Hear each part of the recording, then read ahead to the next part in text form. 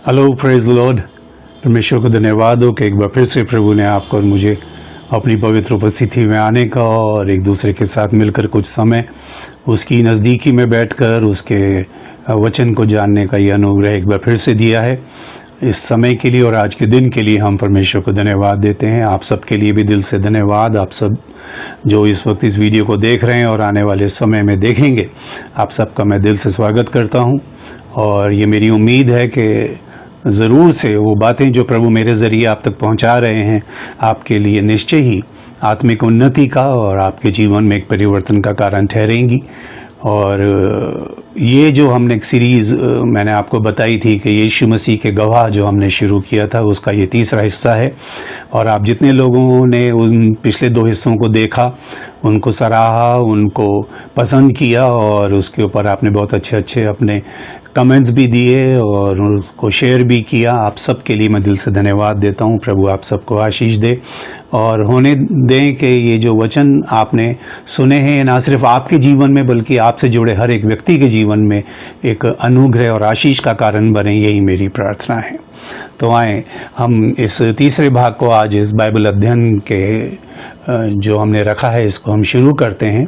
और हम पिछले दिनों में देख रहे थे कि प्रभु यीशु मसीह, मैंने पहले जो भाग था उसमें आपको बताया कि प्रभु यीशु मसीह ने ये कहा कि तुम पूरे संसार में जाके मेरे गवाह बनो। और दूसरे भाग में हमने देखा कि उसको सिर्फ बोलना ही नहीं पड़ेगा, उसको प्रमाणित भी करना पड़ेगा। मैं कुछ पदों से आज इस बात को शुरू करना चाहता हूं और आप में जितने लोग इस समय बाइबल आपके पास है या मोबाइल में या हार्ड कॉपी में, तो उसको मेरे साथ निकाल सकते हैं और हम मिलकर के पढ़ेंगे। आज हम 2 पद पढ़ेंगे। पहला पद है यूहन्ना रचित सुसमाचार, उसका 5वां अध्याय और उसका 36वां पद। और दूसरा हम यूहन्ना में ही पढ़ेंगे, उसका 10वां अध्याय और उसका 25वां पद। ये 2 पद हम पढ़ेंगे और वहाँ इस प्रकार से लिखा है, परंतु मेरे पास जो गवाही है वो यूहन्ना की गवाही से बड़ी है, क्योंकि जो काम पिता ने मुझे पूरा करने को सौंपा है, अर्थात यही काम जो मैं करता हूँ, वे मेरे गवाह हैं कि पिता ने मुझे भेजा है। और 10वें अध्याय के 25वें पद में लिखा है, यीशु ने उन्हें उत्तर दिया कि मैंने तुमसे कह दिया और तुम प्रतीति करते ही नहीं। जो काम मैं अपने पिता के नाम से करता हूं वे ही मेरे गवाह हैं। इससे एक बात सिद्ध ये होती है कि गवाही मात्र केवल शब्दों से नहीं देनी, गवाही काम से देनी। क्योंकि शब्द जो हैं वो बदल सकते हैं। शब्द जैसे आप लोगों को गवाही देते देखते हैं कि वो अपने जीवन में बताते हैं परमेश्वर ने ये किया वो किया। मैंने अपने जो कुछ भी मैं आपको बता रहा हूँ अपने अनुभव से ही बता रहा हूँ। वहाँ मैंने लोगों को देखा कि शब्द जो हैं वो प्रभावित तो कर सकते हैं लोगों को थोड़ी देर के लिए, भावुक भी कर सकते हैं, लेकिन परिवर्तित मैंने बहुत कम लोगों को होते हुए देखा है उन गवाहियों के द्वारा। कि शब्द तोड़ मरोड़ के भी बताए जा सकते हैं, उनको मीठा करके शुगर कोट करके भी बताया जा सकता है, उसके साथ कुछ भावनाओं को लपेट के भी परोसा जा सकता है। लेकिन उन गवाहियों से थोड़ी देर के लिए कोई व्यक्ति प्रभावित तो हो सकता है, लेकिन परिवर्तित हो जाए ऐसा थोड़ा सा मैंने कम देखा है इस चीज को अपने जीवन के अंदर। और प्रभु यहाँ पर कह रहे हैं कि जो काम मैं करता हूं, और यही प्रभु ने हमारे लिए रखा कि तुम्हारी गवाही नहीं, तुम जो गवाह बनोगे उस गवाह बनने के अंदर तुम्हें बहुत सारी चीजों को प्रकाशित और प्रमाणित करना पड़ेगा। और प्रभावित करने के लिए मत करना, क्योंकि जब तुम इस चीजों को आगे लेकर के जाओगे तो उससे ये मत देखना कितने लोग परिवर्तित हुए, अपने आप को दिखाना कि तुम्हारे अंदर तुम में क्या परिवर्तन आया उस चीज को लेकर के। क्योंकि गवाही तो जैसे मर्जी दी जा सकती है, लेकिन गवाह होने के लिए प्रभु से मुलाकात बहुत जरूरी है। उससे यीशु मसीह के साथ आपका एनकाउंटर होना बहुत जरूरी है कि उससे मुलाकात हुई या नहीं हुई। क्योंकि जब आप उससे मिल लेंगे और उसके बाद शायद हो सकता है कि आपके मन के अंदर ये बात हो कि भाई अब मैं जा करके लोगों को बताऊं। तो एक चीज हमेशा ध्यान रखिएगा, आपको लोगों को जाके उपदेश नहीं देना, आपको लोगों को जाकर के संदेश देना है। इसीलिए वचन में एक जगह लिखा है, और ये बात लिखी है याकूब की पुस्तक में, उसके 3 अध्याय का पहला पद है, और वहां इस प्रकार से लिखा है, हे मेरे भाइयों, तुम में से बहुत उपदेशक ना बने, क्योंकि जानते हो कि हम उपदेशक और भी दोषी ठहरेंगे। उपदेश देने के लिए हर व्यक्ति लालायित सा रहता है। मैं देख रहा हूं इस वक्त, और आप भी देख रहे हैं, हर तरफ लोग एक उपदेश लोगों को दे रहे हैं कि मैंने क्या जाना, मैंने क्या समझा, बाइबल में मुझे क्या समझ में आया, और वो उन बातों को लोगों तक पहुंचा रहे हैं। जबकि प्रभु ने चुना था कि तुम जाके लोगों को संदेश देना, और संदेश तो देने के लिए पहले प्रभु से मिलना पड़ेगा। यानी प्रभु जो आपको देगा वही तो आप आगे डिलीवर करेंगे। और दिक्कत ये हो रही है कि लोगों को अपने मन की बात बता रहे हैं, बजाय इसके कि प्रभु क्या चाहता है इस बात को लोगों को बताने के लिए। लिखा है गलातियों की पत्री के अंदर कि धोखा ना खाओ, परमेश्वर ठट्ठों में नहीं उड़ाया जाता। और एक तरह से अगर हम प्रभु की बात की जगह अपनी बात को परोस रहे हैं या अपनी उन बातों को लोगों तक पहुंचाने की बात कर रहे हैं, तो एक तरह से हम धोखा दूसरों को क्या दे रहे हैं, हम खुद ही धोखा खा रहे हैं उस चीज के अंदर। हम उस काम को नहीं कर पा रहे हैं जो काम बेसिकली प्रभु ने जिसको करने के लिए हमें बुलाया और चुना। मैंने आपको बताया था कि प्रभु यीशु मसीह ने बाकी लोगों को नहीं रोका कि भाई तुम जाके लोगों को बताओ कि प्रभु ने कैसे काम किया, लेकिन अपने चेलों को बोला कि तुम अभी ठहरे रहना और तुम्हें एक पवित्र आत्मा का सामर्थ्य चाहिए। और अगर आप प्रेरितों के काम की पुस्तक पढ़ेंगे तो वहां पर ऐसा लिखा है, उसके 4 अध्याय के 33वें पद में लिखा है कि चेले बड़ी सामर्थ्य से भर करके गवाही देते थे। यानी कि वो सामर्थ अंदर जो था वही उनको हियाव देता था, क्योंकि पवित्र आत्मा इसलिए आया कि वो सामर्थ दे। पवित्र आत्मा अपनी तरफ से कुछ नहीं कहता, पवित्र आत्मा अपनी वो नहीं बोलता। अगर प्रेरितों के काम के 2 अध्याय में जब हम पढ़ते हैं पेंटिकॉस्ट के दिन, तो लिखा है जिस तरह आत्मा ने उनको सामर्थ दी वो अन्य भाषा बोलने लगे। आत्मा अन्य भाषा नहीं बोलता, आत्मा सामर्थ देता है आपको। तभी तो प्रभु ने कहा जब वो आएगा तब तुम ताकत पाओगे, वचन को पढ़ने की, समझने की, सीखने की, इस पे चलने की, इसको देने की, इसको दिखाने की, हर चीज के लिए आपको ताकत चाहिए। ताकत का मतलब एक बहुत ज्यादा पावर का मतलब है। अगर आपको पानी का गिलास भी उठाना है तो उसके लिए भी आपको सामर्थ चाहिए। एक आदमी जो कौमा में पड़ा वो एक पानी का गिलास तक नहीं उठा सकता, क्यों? उसके अंदर सामर्थ नहीं है। लेकिन एक छोटा बच्चा है, शायद वो आके उठा ले। फर्क तो सामर्थ का ही है ना। तो हर चीज को करने के लिए एक सामर्थ्य तो आपको और मुझे चाहिए। अब वो सामर्थ्य हमारे पास है या नहीं, और अगर है तो उसको हम किस चीज के लिए इस्तेमाल कर रहे हैं, उसका बेसिकली हम फायदा क्या उठा रहे हैं उस ताकत का। मैं अक्सर लोगों को बताता हूं कि परमेश्वर का भय, कई बार लोगों को बताया था परमेश्वर का भय मानो, भय मानो। उसका भय बिल्कुल ऐसे ही मानना पड़ेगा या मानना चाहिए जैसे आदमी बिजली से डरता है, कि बिजली के बगैर आप, या वो पावर या इलेक्ट्रिसिटी की तरह से आप डरते हैं कि आप उसके बगैर रह भी नहीं सकते, और लेकिन उससे आप खेल भी नहीं सकते। ये नहीं कि सॉकेट के अंदर आप उंगली डाल के स्विच ऑन कर दें कि पावर है, तो नहीं। आप परमेश्वर के बगैर रह भी नहीं सकते, लेकिन आप उससे खेल भी नहीं सकते। उसका एक भय रहता है, बिजली का भय हर चीज के अंदर रहता है। और ये चीज लोगों को बहुत देर में समझ में आती है, क्योंकि ये चीज अनुभव से जानी जा सकती है। जो कुछ भी प्रभु ने लोगों को बुला करके बताया, उसने चाहा कि इनको अनुभव हो जाए उस चीज का। एक छोटा बच्चा आग को भी एक खेलने की चीज समझता है। जब तक उसको ये उसका हाथ नहीं जलेगा वो जानेगा नहीं उस चीज को कि ये खेलने लायक चीज नहीं है। धोखा ना खाओ, परमेश्वर ठट्ठों में नहीं उड़ाया जाता। और आज मैं देख रहा हूं कि लोग अपनी बातों को ऊपर रख करके, अपने आप को एक्सपोज करके परमेश्वर की बातों को ठट्ठे में उड़ा रहे हैं। जैसे मर्जी परोस दो लोगों को, क्योंकि अनुभव नहीं है ना उसके पीछे कॉपी पेस्ट, कहीं से सुना और सुना दिया। छोटी छोटी उम्र के लोग खड़े होकर के लोगों को उपदेश दे रहे हैं। उनसे पूछो तुमने कहां से इस वचन को जाना, तुमने कहां से इस बात को सीखा। प्रभु यीशु मसीह जब बाहर जाके प्रचार करते थे तो वहां पर प्रभु ज्यादातर पैराबल्स में बात करते थे, या जिसको हिंदी में बोलते हैं दृष्टांतों में बात करते थे। अब दृष्टांतों में बात करने के बाद जब प्रभु घर में आते थे तो चेले प्रभु से कहते थे कि प्रभु आप उनसे दृष्टांतों में बातें क्यों करते हैं? तो प्रभु ने बोला उनको स्वर्ग के राज्य के भेदों की समझ नहीं दी गई, तुम्हें दी गई है। यह बहुत जरूरी है जानना कि किसको उसने समझ दी है। दृष्टांत तो दुनिया के लिए है, स्टोरीज दुनिया के लिए हैं, जिस तरह मैं बता रहा हूं गवाहियां दुनिया के लिए हैं, बाइबल दुनिया के लिए है, लेकिन वचन मैंने आपको क्या, प्रभु ने कहा चलो तुम पूछो तुम्हें बता देता हूं कि भाई वो बीज बोने वाले के दृष्टांत में खेत क्या है, बोने वाला क्या है, बीज क्या है, ये तुम्हें समझा देता हूं। तो जो वो पैराबल्स जो हैं, जो दृष्टांत है वो संसार के लिए हैं, लेकिन प्रकाशन, इसको अगर हम बहुत सिंपल तरीके से समझें तो प्रभु के वचन में लिखा है बुलाए हुए बहुत और चुने हुए थोड़े।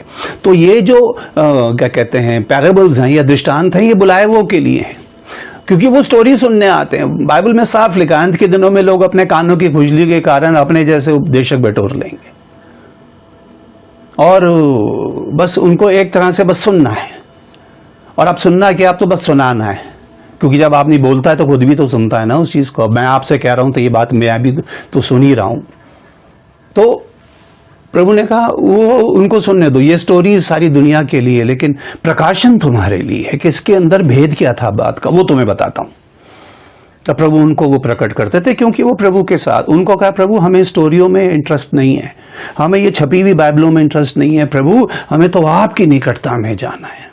और यही है कि गवाही, अगर आप गवाह बन जाएं तो आपके जीवन को देख के लोग ये नहीं कि आपके पीछे चल दें और आपसे जुड़ जाएं, लोग कहें कि जैसा जिसने इसके जीवन को बदल दिया वो प्रभु मुझे भी चाहिए। मैंने पिछले वीडियो में आपसे कहा था ऐसा कैसा प्रभु है कि वो आपके अंदर आ गया और आपको नहीं बदल पाया? ऐसा कौन सा आत्मा आपने पा लिया कि उसका आत्मा मैं आपको बताऊं, पवित्र आत्मा पाने, पवित्र आत्मा की सबसे बड़ी क्वालिटी आपको पता है क्या है? जब पवित्र, उसका नाम है पवित्र आत्मा, जो वो आएगा तो सबसे पहले आपको पवित्र कर देगा। आपके बोलने में पवित्रता, आपके सोचने में पवित्रता, आपके कहने में पवित्रता, आपके छूने में, आपके देखने में, हर चीज के अंदर पवित्रता आ जाएगी। और ऐसा कैसा पवित्र आत्मा है कि वो आपको संसार से काट ही नहीं सका। अभी आपके अपीयरेंस को देखो तो एक संसारिक व्यक्ति में और आप में कोई फर्क ही नहीं दिखता, जैसे वो है वैसे ही आप दिख रहे हैं। कहीं तो इसीलिए तो लोग प्रभावित हो जाते हैं, परिवर्तित नहीं होते। उन्हें कहा इसका मतलब जीवन ऐसे भी जिया जा सकता है, प्रभु का होके भी एक दोगला जीवन जिया जा सकता है। यानी हम संसार में भी जी रहे हैं और उस तरह से भी जी रहे हैं। तो क्योंकि एनकाउंटर नहीं हुआ ना, क्योंकि अभी उस चीज को जाना नहीं। तो बाइबल तो लोगों को ऐसी बांटी जा रही है, बाइबल तो लोग सालों से पढ़ रहे हैं, अभी भी लोग बाइबल ही पढ़ा रहे हैं, मैं देख रहा हूं। आज हम यहां पढ़ लें, हम यहां पढ़ लें, यहां ऐसा लिखा, उनको सब पता है कहां लिखा है। वो बताओ जो लिखा नहीं गया। लोगों को वो बताना जो किसी आंख ने नहीं देखा, किसी कान ने नहीं सुना, और वो बात जो किसी मनुष्य के चित्त में नहीं चढ़ी। बाइबल तो वो बताएगी बातें, प्रकाशित वाक्य तक की पुस्तक में अगर पढ़ लोगे तो वहां तो वो बातें लिखी जो प्रभु कह चुका। लेकिन प्रभु ने दुष्ट से कहा कि लोग तो उस मनुष्य उस वचन से जीवित रहेगा जो परमेश्वर के मुख से निकलता है। आज के लिए मुझे आज का वचन चाहिए, आज की बाइबल नहीं। बाइबल तो सिर्फ मदद करेगी मेरी। जिस तरह मैं अक्सर लोगों को बताता हूं कि जब आप कभी एयरक्राफ्ट में बैठते हैं तो एयरक्राफ्ट थोड़ी देर के लिए रनवे पे भागता है। बाइबल बस इतनी मदद करेगी कि आपको स्टार्ट होने के लिए एक रनवे चाहिए, आपको एक पद चाहिए। मैंने कई बार लोगों को देखा, लोग इतना प्रचार नहीं करते, 36 आयतें खुलवा देते, हम ये पढ़ेंगे, हम ये पढ़ेंगे, हम ये पढ़ेंगे, हम ये पढ़ेंगे। तो वो एक पर्चा छाप करके व्हाट्सएप ही करके लोगों को बांट दो, लोग ऐसा पढ़ लेंगे। और वो पढ़ेंगे नहीं पढ़ेंगे ये आप भी जानते हैं। तो बाइबल सिर्फ एक या दो पद में आपकी इतनी मदद करेगी कि बस आपको रनवे पे दौड़ा, उसके बाद तो जहाज ऊपर उड़ जाना चाहिए। उसके बाद तो आप वो देखो जो नीचे से देखा ही नहीं कभी, लगे कि हाँ मैं वाकई एक उड़ान भर करके आया हूं। वरना सालों से तो लोगों को जहाज में बिठा देते हैं और वहीं टैक्सी करा करके, उसको टैक्सी करना बोलते हैं, कि जहाज वहीं घूमता और वापस आके हैंगर में खड़ा हो जाता है। तो जहाज में तो बैठे, कुछ देखा ऊपर से, ऊपर पहुंचा ही नहीं, वो वहां तक तो गए नहीं, उस लेवल तक नीचे नीचे घूम रहा है इतने सालों से हमारा जहाज। उसी डिनोमिनेशन में, उसी टीचिंग में, उसी डॉक्ट्रिन में, उन्हीं चीज़ों में हम फंसे हुए हैं। उससे आगे कोई सोचता ही नहीं, उससे आगे कोई जाता नहीं। इसलिए मैंने आपको बताया था मेथोडिस्ट आज भी मेथोडिस्ट है, CNI आज भी CNI है, वो आज भी ऑर्थोडॉक्स हैं, वो आज भी वो उस सर्कल से बाहर जाना ही नहीं चाहते, अनुभव करना ही नहीं चाहते। जो बता दे कि हाँ ये ठीक है, तुमने जाना अनुभव से, लोगों ने कह दी ये चीज़ ऐसी, तो आपने जानी, आपको महसूस हुआ। वो कहते हैं जी ये चीज़ बहुत ठंडी होती है, तो आपने खा के पी के जाना कि वाकई ठंडी है, ये गर्म होती है। आपको जैसे कोई कहते, जैसे कलर्स होते हैं, कोई बोले कि भाई ये सूरजमुखी पीला होता है, गुलाब लाल होता है, तो लाल किसे कहते हैं वो जानते हो आप? पीला क्या है उसको जाना, उसको अनुभव किया। जब तक किसी चीज को आपने अनुभव ही नहीं किया, जाना ही नहीं, अंदर ही नहीं गई, वो तो बाहर कैसे आएगी? क्योंकि वो मुलाकात ही नहीं हुई प्रभु से। मुलाकात हो गई थी तो प्रभु आपको अपना संदेश देते। प्रभु कहते जाके लोगों को ये बताओ, ये मत देखना कि कौन उस बात को मान रहा है नहीं मान रहा, कौन तेरी बात से खुश है कौन नाराज है, बस जैसा मैं कह रहा हूं वैसे बोलता जा। तो हमें तो उपदेश देना, हम तो मैसेंजर हैं, बस यहां से लिया और यहां सुना दिया। इसमें वाहवाही हमारी नहीं है। अगर किसी ने वाह करी तो उसकी करी जिसने भेजा था, और किसी ने अगर रिजेक्ट कर दिया तो उसको रिजेक्ट किया जिसका मैसेज हमने दिया। माना तो प्रभु का माना, और अगर उस बात को कहीं पैरों से रौंद दिया या कानों से उड़ा दिया तो वो प्रभु का संग, और इसका न्याय प्रभु करेगा, इसका हिसाब प्रभु लेगा। आपको तो बस इतना फेथफुल रहना है कि जो प्रभु ने कहा वो आपको बताना ही नहीं, शब्दों में गवाही नहीं होगी कि प्रभु ने कहा जो काम मैं करता हूं वो मेरे गवाह हैं, और वो दिख जाएंगे। क्योंकि प्रभु ने बुलाए की और चुनो की कैटेगरी अलग अलग करी है।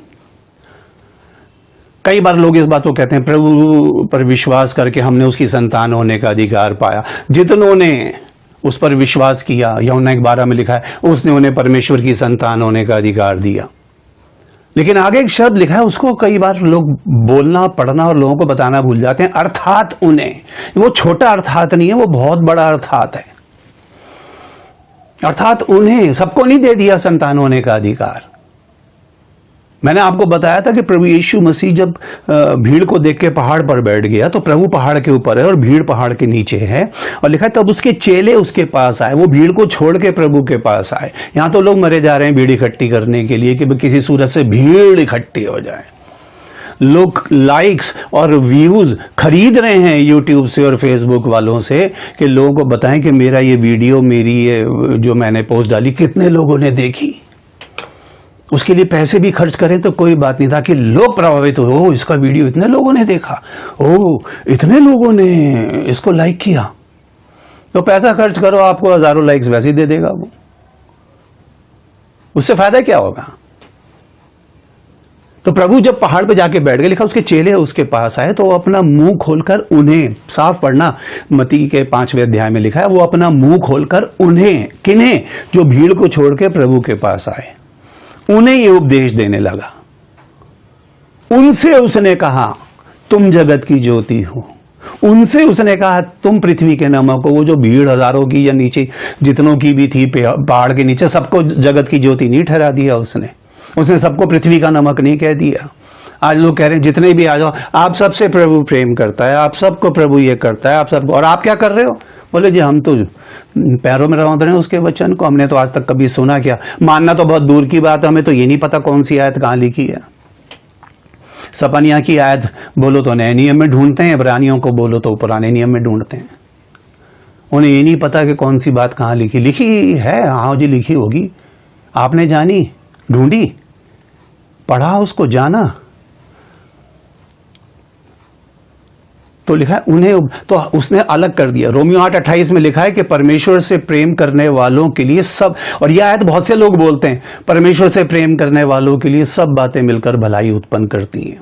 भाई यहीं तक की बात बताएंगे, ऐसे नहीं है। आगे लिखा है अर्थात, वो छोटा मोटा अर्थात नहीं, बहुत बड़ा अर्थात है। हर किसी के लिए हर बात भलाई उत्पन्न नहीं करती, अर्थात उनके लिए जो उसकी इच्छा के अनुसार बुलाए गए हैं। कुछ तो खुद ही आ गए। प्रभु जा रहे थे, एक बार एक आदमी ने कहा प्रभु जहां आप जाएंगे मैं आपके, वो बड़ा उसके अंदर एक शायद वो थोड़ा सा एक्साइटेड हो गया। उसने कहा प्रभु जहां आप जाएंगे मैं आपके पीछे चलूंगा। प्रभु ने कहा बोला बेटा वापस लौट जा, मेरे पास तेरे को देने के लिए कुछ नहीं, ना मकान ना दुकान, मेरे पास खुद अपना रहने का आसरा नहीं है, मुझे पता नहीं कि मुझे रात कहाँ गुजारनी है। एक दूसरा वहीं खड़ा, प्रभु ने कहा चलो भाई चलो तुम मेरे साथ चलो। तो उसकी इच्छा थी ना उसको बुलाने की। हालांकि उसने एक बहाना मारा, कह रहा जी मेरा बाप मर गया, मुझे प्रभु बोला जो मर गया मर गया, जो मरे हुए उनको मुर्दे गाड़ने दे, तू चल। तो ये उसकी इच्छा। तो उसने इन दोनों कैटेगरी में अलग अलग इस काम को रखा है। जो बुलाए हुए अलग हैं, चुने हुए और चुनो वो के लिए बहुत बड़ा काम है। चुनो वो को ही अपनी आत्मा देता है, वो चुने वो को ही काम देता है, चुनो वो को ठहराता है। तुमने मुझे नहीं चुना, मैंने तुम्हें चुना है और तुम्हें ठहराया है कि जाके फल लाओ। अब इस फल के विषय में 2 मिनट के लिए हम इस बात को ऐसे सीखेंगे कि आप जानते हैं बाइबल में कई जगह मनुष्य की जो उपमा है वो एक पेड़ से दी गई है। कई जगह उसको एज अ पेड़ हम देखते हैं कि पेड़, क्योंकि पेड़ के अंदर जो चीजें होती हैं वैसा ही प्रभु चाहता है कि एक मनुष्य का जीवन रहे। हालांकि भजन संहिता 1 में भी सबसे पहले यही से बात शुरू होती है, वो उस पेड़ के समान है जो बहती नालियों के किनारे लगाया गया है, उसके पत्ते कभी नहीं मुरझाए। सारी भजन संहिता आपको याद होगा। लेकिन समझने की बात यह है कि अगर प्रभु ने हमें पेड़ ठहराया, ध्यान से सुनिएगा और आपको भी ये बहुत इंपॉर्टेंट बात आज मैं आपको बता रहा हूं। अगर प्रभु चाहता है कि आप एक पेड़ बने और प्रभु ने अगर आपको बोया, तो आपको समझना यह है कि बीज, पेड़ तो हमेशा बीज से ही बोया जाता है। बीज को पौधा बनने में और पौधे को पेड़ बनने में बहुत समय लगता है। उसके लिए कोई शॉर्टकट नहीं होता। यानी कि बीज से पौधा बनने में और पौधे से पेड़ बनने में बहुत समय लगता है। और पेड़ बनने के लिए चाहिए स्थिरता। एक जगह जहां पे प्रभु ने आपको रखा है वहीं आपको रहना है। मैं तो देखता हूं लोग 4-4 दिनों के बाद, हफ्ते बाद, महीने बाद कलीसियाएं बदल लेते हैं, अपने गुरु बदल लेते हैं, अपने ग्रुप बदल लेते हैं। तो जब एक पौधे को उठा के आप आज इस गमले में लगा देंगे, कल वहां लगा देंगे, परसों वहां लगा देंगे, वो पेड़ कैसे बनेगा? उनको हम जब लोगों को बताते हैं तो उनको हॉपिंग क्रिश्चियंस बोलते हैं। आज यहाँ, आज वहां, आज वहां, कल इसके साथ थे, आज इसके साथ खड़े हैं। बोले कल तो आप उनके साथ थे। तो ऐसा बीज को आप ये समझ लेना कि जो 10 जगह घूम के आ गया वो जीवन भर पौधा ही रहेगा, पेड़ नहीं बन सकता। क्योंकि पेड़ बनने के लिए तो स्थिरता चाहिए, और वो भी फलदायी पेड़। प्रभु ने अपने वचन में कहा, मेरे पिता की महिमा इसी से होती है कि तुम बहुत सा फल लाओ। अब वो फल लाने के लिए तो उस जगह पर वर्षों बिताने पड़ेंगे। और एक, ध्यान से सुनिएगा, और एक पेड़ एक ही फल लाता है बस, इसीलिए वो उसका पेड़ कहलाता है। अगर प्रभु ने आपको सेब का पेड़ ठहराया है तो आपके अंदर से सेब ही आएगा बस। आप, और सेब का पेड़ भी, आप कभी पहाड़ों पे जाएं या जहां सेब की खेती होती है वहां जाके आप लोगों से पूछना, सेब का पेड़ भी 12 साल के बाद फल देता है। यानी पेड़ बनने के बाद भी कितना रुकना पड़ता है उसको, कितनी स्थिरता चाहिए, कितना संयम चाहिए, कितनी बर्दाश्त करनी है उसको, धूप भी, बारिश भी, हर चीज, हर मौसम झेलना है उसको, क्योंकि एक दिन उसको पता है मेरे अंदर से फल आएगा। अगर प्रभु ने मुझे सेब का पेड़ बनाया तो फिर मैं सेब ही लेकर के आऊंगा। और एक पेड़ एक ही फल लाता है। अगर आपको सेब का पेड़ बनाया तो आपको अमरूद के पेड़ से जो हर साल फल दे रहा है, या आम के पेड़ से जो 1 साल छोड़ के 1 साल फल दे रहा है, आपको उनसे जलने की या उनसे ईर्ष्या रखने की जरूरत नहीं। वो देखो उसके कितने फल आ गए भैया, ओ उसकी मिनिस्ट्री कैसे चमक रही है, ओ भैया उसके पीछे कितने लोग चल रहे हैं, अरे देखो वो तो आज उसके नाम के आगे प्रॉफिट भी लग गया, प्रॉफिट तो छोड़ो वो तो अपोस्टल बन गया, वो तो ये बन गया, हम कब बनेंगे? कई बार जंगली फल तो जंगली पेड़ों में भी आते हैं भाई, और असली पेड़ों से ज्यादा आ जाते हैं। तो दूसरे के फलों को देख करके आप चिंतित मत होना। आपको अगर जिसका पेड़ बनाया आपको उसी के फल लाना है। प्रभु ने बोला कि तुमने मुझे नहीं चुना, मैंने तुम्हें चुना, ठहराया, तुम्हें अपॉइंट किया, तुम्हें एक जगह दी है मैंने कि तुम फल लाओ और तुम्हारा फल बना रहे। लिखा है वो उसके पत्ते कभी मुरझाते नहीं, अपने ऋतु में फलता है। जब मौसम आएगा तो फल भी जाएंगे। अभी नहीं है समय हमारे पास, अभी हमारा जिस तरह सब उपदेशक में लिखा है कि फल लाने का भी समय है और ना लाने का भी समय है, चुप रहने का भी समय है, तो बोलने का भी समय है। 24 घंटे बोलने का समय थोड़ी है। प्रभु ने भी देख लेना बहुत सी जगह बहुत सी बातों का जवाब नहीं दिया, उसके पास जवाब हर चीज का था। मेरे से कितने लोग कितनी बार कितने सवाल करते हैं, भाई बाइबल में ये क्यों है, यूं किया, भाई मुझे नहीं पता, आप ढूंढ लो, आप भी तो ढूंढो। अच्छा, वो जो आपने बात कही थी उसका मतलब बताइए। उसका मतलब जांचने और ढूंढने में और समझने में मुझे 8 साल लग गए, आपको 1 मिनट के अंदर बता दूं मैं? ढूंढो तो पाओगे ना, या तो बैठो मेरे साथ, फिर 8 साल लगा सकते हो। लोगों को तो 1 घंटे के वीडियो के अंदर बोर हो जाते हैं, 5-10 मिनट देखने के बाद ही बंद कर देते हैं। वो जो प्रभु के पीछे कितने कितने दिन तक चलते थे उस वचन की खातिर, आज कहाँ है वो? आज तो हर आदमी को हर चीज़ इंस्टेंट चाहिए, बस फटाफट फटाफट काम हो जाए, ये दुआ भी जल्दी से हो जाए कि मेरा ये परेशानी दूर हो जाए और मेरी ये चीज़ दूर हो जाए। तो यही बातें आपको समझनी है कि चुने हुए ही गवाह बनते हैं। चलिए थोड़ा सा और आगे बढ़ते हैं इस चीज़ के अंदर। यदि हम इब्रानियों की पुस्तक पढ़ते हैं, ध्यान से सुनिएगा जिस बात को मैं लेकर के आज खास आपसे बात करना चाहता था। इब्रानियों के जब आप पत्री पढ़ते हैं उसका 11वें अध्याय के अंदर, तो वहां पर आपको गवाहों की एक लिस्ट मिलती है। कुछ ऐसे लोगों की लिस्ट मिलती है जिनके जीवन वाकई एक जिंदा गवाही रहे। उन्होंने कहीं जा जाके ऐसी गवाहियां नहीं दी, उनके तो जीवन ही गवाह थे। उनके जीवन में जो काम परमेश्वर ने किया उसी की वजह से उनका नाम लिख दिया गया। आप पढ़ के देखना इब्रानियों की पुस्तक में, आप 11वें अध्याय के 17 पद से 40 पद तक अगर आप पढ़ेंगे तो वहां उन सबके नाम लिखे हैं और यह भी लिखा है कि उन्होंने किस हद तक सहा प्रभु के लिए। जब प्रभु के ऊपर ऐसे उन लोगों ने सब कुछ ताड़ना भेजी और सब कुछ करा, तो उसके गवाहों को कैसे छोड़ देंगे?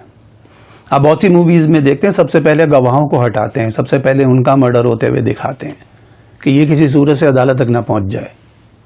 ये जाके कोई और चश्मदीद गवाह जिन्होंने अपनी आंखों से देखा, उन्होंने हर उस चीज को अनुभव किया। ये वो गवाह हैं जिन्होंने अनुभव से जाना प्रभु के सामर्थ्य को, जिन्होंने उसके प्रेम को। ऐसी थोड़ी एक दास लिख गया कि कौन सी चीज हमें उसके प्रेम से अलग कर सकती, क्या जोखिम, क्या नंगाई, क्या तलवार, क्या गरीबी, क्या भूख। नंगाई लिख रहा है तो मतलब नंगा भी रहा ही होगा, तभी तो कह रहा है। भूखा भी रहा होगा।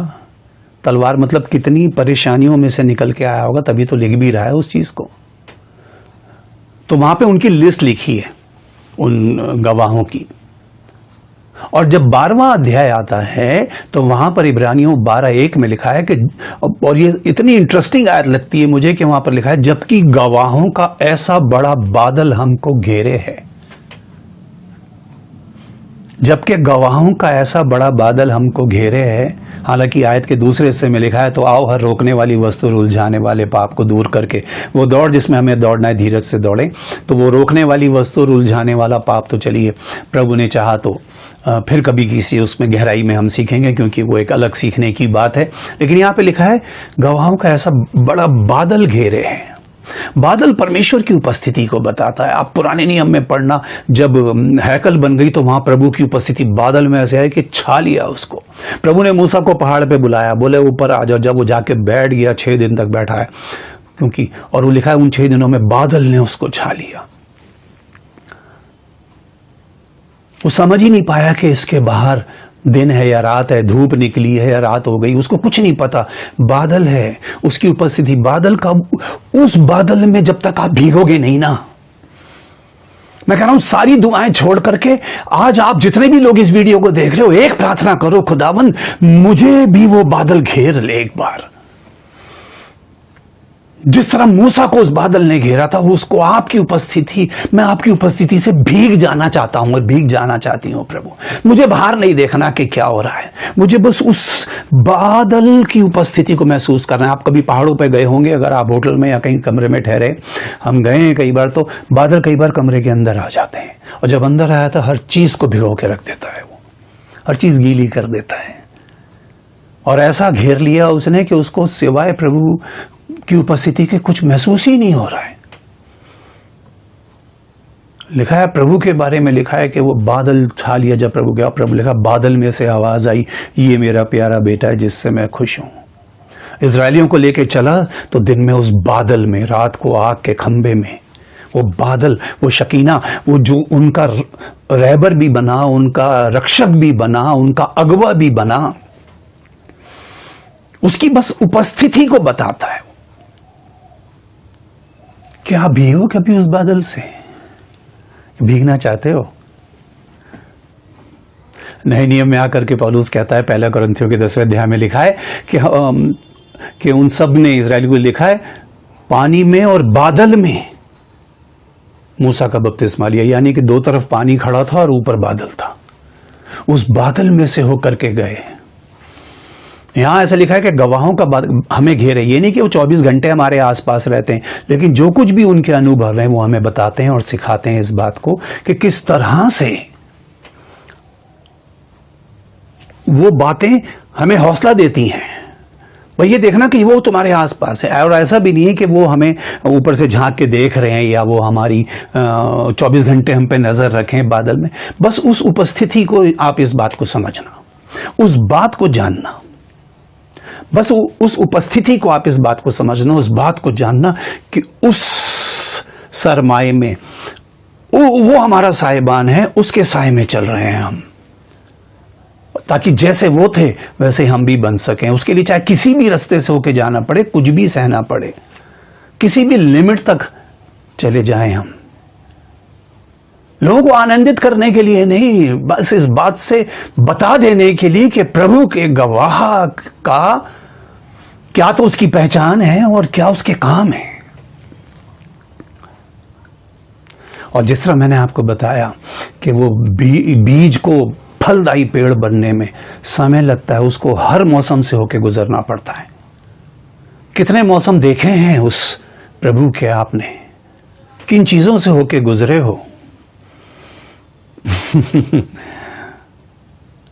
अगर आप पहला तीमुथियुस 3 अध्याय के 5वें और 6ठे पद में देखेंगे तो वहां पर स्पेशली लिखा है कि जो लोगों को बताए, समझाए, सिखाए, वो कोई नया चेला ना हो। पहली बात तो नया ना हो, चेला ना हो। अभी तो सवाल इस बात का है कि अगर कोई आपसे वैसे ही पूछ ले, जितने भी लोग इस समय खड़े होकर लोगों को बता रहे हैं, आप चेले किसके हो? और कई तो डायरेक्ट यीशु मसीह के चेले बन जाते हैं। बोले जी हम प्रभु यीशु मसीह के चेले हैं। प्रभु ने अपने जीवन में 12 से 13वां चेला नहीं बनाया कोई भी। भीड़ की भीड़ उस पर गिरी पड़ती थी, उसने किसी को चेला होने का अनुग्रह नहीं दिया। हाँ, जब वो जी उठा तो उसने बोला अब तुम जाकर चेले बनाओ। इसलिए कहीं लिखा है कोई अपुल्लोस का चेला था, कोई पौलुस का चेला था, कोई इसका चेला था। उनके चेले, प्रभु ने कहा मैंने तुम्हें चेले बनाया है, अब तुम जाकर सब जातियों के लोगों को चेला बनाओ। फिर वो आगे बनाएंगे, फिर वो आगे। आप किसके हो? ये शॉर्टकट मार के आप कह रहे हो जी सीधे मैं प्रभु का ही चेला बन गया। और आने वाली वीडियो में मैं आपको इस बात को थोड़ा सा और गंभीरता से बताऊंगा, बल्कि आने वाले में नहीं, उससे अगले वाले में जो प्रभु ने मुझे बताई ये बात कि बड़ी मुश्किल हो जाएगी अगर उसने कह दिया कि मैं तो तुम्हें जानता ही नहीं। आप सोच के देखना है इस बात को। प्रभु तक पहुंचने में कोई शॉर्टकट नहीं है। उसके गवाह बनने के लिए एक प्यास चाहिए उसकी। वो जब अंदर आ जाएगा ना, एक मुझे बात बताओ, अगर कोई फलदार पेड़ होता है तो क्या उसको चिल्ला के बताने की जरूरत होती है कि देखो जी मुझ में फल आ गए? क्या केले का पेड़ चिल्ला के कहेगा जी मैं केले का पेड़ हूं? वचन में लिखा है पेड़ अपने फलों से पहचाना जाता है। आप बस फल लेकर के आओ, पहचानने वाले अपने आप पहचान लेंगे। उसकी खुशबू अपने आप लोगों को खींच लेती है। एक फूल जब खिलता है तो उसको लोगों को बताने की जरूरत है, वो दिख भी जाता है और उसका रस चूसने पीने के लिए चीजें अपने आप उस तक पहुंच जाती हैं। तो वो वाले पेड़ बनना, फलदायी पेड़, असली पेड़, नकली नहीं, आर्टिफिशियल नहीं। अभी ये सितंबर शुरू हो गया है, आज 1 तारीख है। अभी कुछ महीने के बाद एक त्यौहार आ जाएगा और उस त्यौहार में लोग एक पेड़ अपने घर में लगाएंगे, एक आर्टिफिशियल पेड़। पेड़ कोई और होगा, कहाँ से काट के, कहीं से खरीद के, या जैसे भी प्लास्टिक का या वो लेकर के आएंगे, वो भी एक पेड़ ही है, उसको ट्री बोलते हैं। और उस पर हर वो चीज लगाएंगे जो दुनिया में किसी पेड़ पे नहीं उगती। तो ऐसी आर्टिफिशियल वो पेड़ और ऐसी उस आर्टिफिशियल उस पेड़ को लगाने वाले। उनका खुद का जीवन भी ऐसा है कि पेड़ कुछ और है, डेकोरेशन ऊपर से बहुत अच्छी है, वो भी टाइमली, हफ्ते 10 दिन के लिए। तो थोड़े थोड़े समय के लिए हम डेकोरेट हो जाते हैं लोगों को अट्रैक्ट करने के। और उसमें भी बड़े कंपटीशन होते हैं, इसका 4 फुट का है तो मैं 6 फुट का लगाऊंगा, इसका 6 का है तो मैं 9 का लगाऊंगा। गवाही की बात बता रहा हूं आपको। वो पेड़ गवाही देगा किस चीज की? यीशु मसीह पैदा हो गया या इस घर में पैदा हो गया। कई बार तो लोग छत के ऊपर अपने वो लगा लेते हैं, सितारा, उनको लगा सितारे देख के लोग सोचेंगे, सितारे देख के कोई कैरल पार्टी तो आ सकती है आपके घर के अंदर चाय पानी पीने और चंदा मांगने के लिए। ये कोई गारंटी नहीं कि प्रभु भी वहां होगा, क्योंकि सितारा लगने से प्रभु नहीं आएगा। प्रभु जिस घर में था उस घर के ऊपर अपने आप आगे ठहर गया सितारा। और उसमें भी कंपटीशन, इनका 5 कली का लगा है तो हम 7 कली का लगाएंगे, इनसे बड़ा लगाओ। मसीहों में कंपटीशन हो रहे हैं, गवाहों में, जो शायद मोटी और चिकनी बाइबल लेकर के खड़े होकर के लोगों को गवाही देते हैं, ये बताते हैं कि हमने प्रभु में क्या जाना। क्या जाना तुमने? इसलिए मैंने शुरू में आपको बताया, सच्चे गवाह भी हैं और झूठे गवाह भी हैं। उनके जीवन से किसी के जीवन में कोई फर्क नहीं पड़ रहा, कुछ भी तो किसी को हासिल नहीं हो रहा। आखिर में मैं एक बात आपको बताना चाहता हूं। एक छोटा वीडियो पिछले दिनों मैंने देखा और आने वाले समय में मैं उसको अपलोड भी कर दूंगा अपने पेज के ऊपर और मसीह जिंदगी के पेज पे भी। आप उसमें देखना कि एक बाइबल स्टूडेंट्स का एक ग्रुप था, जिनको उनके जो प्रोफेसर थे एक बार लेकर के गए घुमाने के लिए,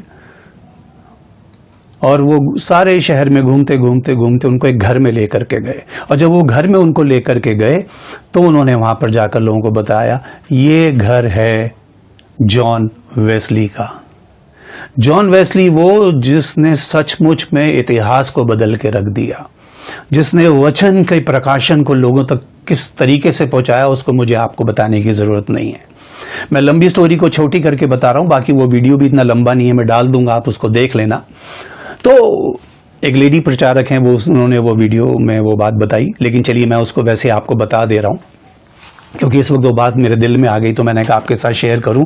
तो जब वो उसके घर में गई तो उन्होंने उनको बताया कि देखो ये वो जगह जहां वो थे, उनकी स्टडी में लेके गए तो वहां वो किताबें लगी थी कि जहां पर जो उन्होंने पढ़ी भी थी और लिखे भी थी, और स्टूडेंट्स जो थे उन किताबों को छू के देख रहे थे कि ये वो किताबें हैं जो कभी जॉन वेस्ली ने पढ़ी होंगी या लिखी होंगी। उसके बाद वो उनको लेके अपने उनके किचन में गया, उन्होंने बोला देखो ये वो जगह है जहाँ वो खाना बनाते थे या खाते थे या जहाँ भी बनता था।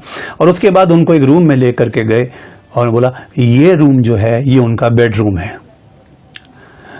तो उन्होंने वो बेड देखा और कुछ लोगों ने नोटिस किया वहां पर कि उनके बेड के साइड में जो कारपेट था उसमें दो एक ऐसे होल से बने हुए थे जहां से कारपेट दब चुका था और पूरी तरह से वो घिस चुका था।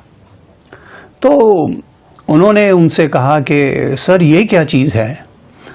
तो उन्होंने बोला ये वो जगह है जहां पर जॉन वेस्ली मिनटों नहीं घंटों घुटने पे बैठ के प्रार्थना किया करते थे, और उनके वो घुटनों से रगड़ लग लग के ये जगह इतनी दब गई। तो ये बात बहुत से लोगों को प्रभावित की। उसके बाद जब वो चलने लगे वहां से गए तो वो जाके जब बस में बैठ रहे थे तो प्रोफेसर काउंट कर रहे थे, हाँ भी सारे स्टूडेंट्स आ गए, तो सब आ गए, एक स्टूडेंट वहां नहीं था। तो उन्होंने बोला वो स्टूडेंट कहाँ गया भाई? देखने के लिए वहां गए, घर में तो वहां नहीं था, लिविंग रूम में नहीं था, स्टडी में नहीं था, किचन में नहीं गया था। और जब वो वहां पर गए बेडरूम के अंदर तो उन्होंने देखा उनको सिर्फ हाथ और वो सर उसका नजर आ रहा था नीचे झुका हुआ, और वो बच्चा वो जवान वहीं उन्हीं दो जगह पे घुटने टेक करके प्रार्थना कर रहा था। और उस प्रार्थना में उसने ये कहा, लॉर्ड डू इट अगेन।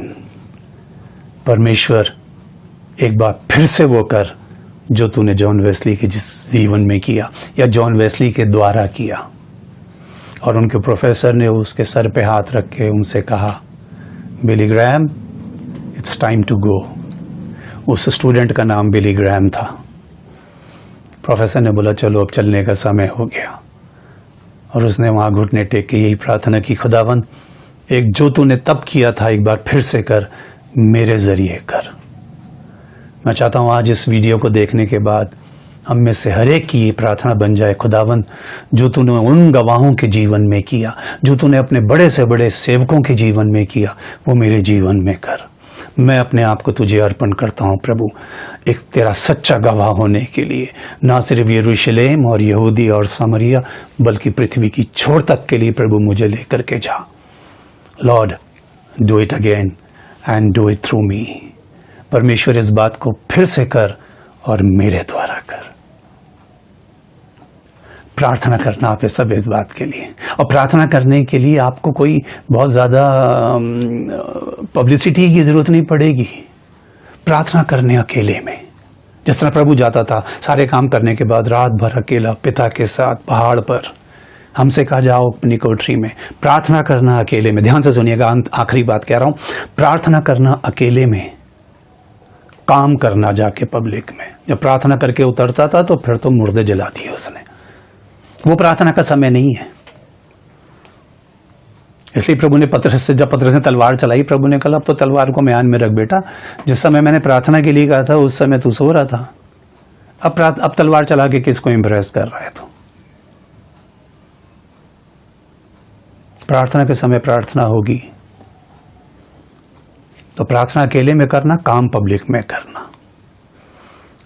प्रार्थना आपकी और प्रभु के बीच की बात रहे। कोई प्रेयर सेंटर या प्रेयर टावर मत खोलने ला कि लोगों से कहो कि जी हमें प्रेयर रिक्वेस्ट भेजो, तो तुमने लोगों का काम ही आसान कर दिया।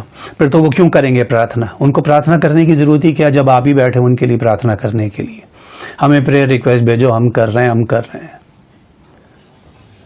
तो आप ही जब उन्हें रोज मछली पकड़ के खिलाओगे तो उनको जरूरत ही क्या है? वो तो जब भी कोई दिक्कत होगी आप ही को फोन घुमा देंगे कि सर हमारे लिए प्रार्थना कर दो, हमें तेल भेज दो, हमें पानी भेज दो। और तुमने टोटके वाली प्रार्थना मत सिखाना उन्हें कि बीच ये 4 मोमबत्ती ये कर दो, या ऐसे कर दो, या यहाँ जला दो, वहाँ भेज दो। और ये भी मत बताना उनको कि भाई ये मैसेज, जैसे आजकल लोग बहुत सारे करते हैं, ये मैसेज आगे 20 लोगों को भेज दो, इसको भेज दो, उसको भेज दो। इन प्रार्थनाओं को मत सिखाना। किसी को रोज मछली पकड़ के खिलाने से अच्छा उसे मछुआरा बना दो, वो कभी भूखा नहीं मरेगा। उसका रिश्ता बन जाए प्रभु से। आपके जीवन को देख करके उसके दिल के अंदर ये बात आ जाए। उन गवाहों का बादल का इसीलिए तो जिक्र किया गया है कि आपके मन के अंदर हो जाए कि जब वो सच्चे उनके लिए लिखा है गवाहों का ऐसा बड़ा बादल, सच अ ग्रेट क्लाउड, आपने पढ़े ना उसमें, हमेशा हमको घेरे रहता है। उनकी सरपरस्ती में चलते हैं हम, उनकी उपस्थिति हमें आगे बढ़ने का हौसला देती है। उनकी बातें, उनका जीवन, उनके अनुभव। खड़े हो जाओ प्रभु के बच्चों और देखना प्रभु तुम्हें कैसे इस्तेमाल करेगा। वो काम मत करो जो सारी दुनिया कर रही है। इनके बीच में पॉपुलर होकर कुछ नहीं मिलेगा। If you want to be popular, then preach happiness. But if you want to be unpopular or pleasing in the sight of God, preach holiness and perfection. प्रभु आपकी मदद करे इस बात में। मेरी यही प्रार्थना है कि प्रभु के वचन से और उसके आत्मा से आप हमेशा भरे रहो और खड़े हो जाओ उसकी महिमा से और गवाही के लिए। प्रकाशित हुआ, अंतिम पद दे रहा हूं आपको आज। प्रकाशित हुआ के पहले अध्याय के 7वें पद में लिखा है, वो बादलों पे नहीं आएगा, बादलों के साथ आएगा। समझना आप इस बात को, कौन सा बादल है, कौन से बादल उसके साथ आएंगे। लिखा है वो बादलों के साथ आएगा। यदि उसके आने से पहले आप और हम पहुंच गए उसके पास, या हम उस कैटेगरी में आ गए, तो ये बात आपको कितना हौसला देगी। खड़े हो जाओ प्रभु के बच्चों, बस प्रभु से भर करके, उसके आत्मा, उसके वचन से भर करके उसके नाम के सच्चे गवाह ठहरो। प्रभु आप सबकी मदद करे। मेरी प्रार्थना है कि उसका अभिषेक, उसका सामर्थ, उसकी दया, उसकी करुणा, उसका प्रेम, उसके आनंद, उसकी शांति, उसके आत्मा के सभी वरदान, सभी फल आप में भरपूरी से भर जाएं और निश्चय ही आपको देख के लोग जान लें कि आप उसके गवाह हैं। और दुनिया दे या ना दे, परमेश्वर आपकी गवाही दे, ये मेरा प्यारा बेटा है, ये मेरी प्यारी बेटी है जिससे मैं खुश हूं। प्रभु का अनुग्रह आप सब पर रहे। अगर उसके आने में समय है और जीवन है तो फिर मिलेंगे। हमारे साथ जुड़े रहिए, हमारे वीडियोस को देखते रहिए, हमारे साथ उसको शेयर कीजिए अगर आपको अच्छे लगते हैं तो। और आने वाले समय में प्रभु ने चाहा तो इससे आगे की बात हम मिलकर के सीखेंगे। तब तक उसकी दया, उसकी करुणा आप पर, आपके घर, आपके परिवार पर रहे। आप सब प्रभु में सुरक्षित रहें, आनंदित रहें, आशीषित रहें और हमेशा उसके धन्यवादी रहें। यही मेरी प्रार्थना है। Thank you so much. धन्यवाद।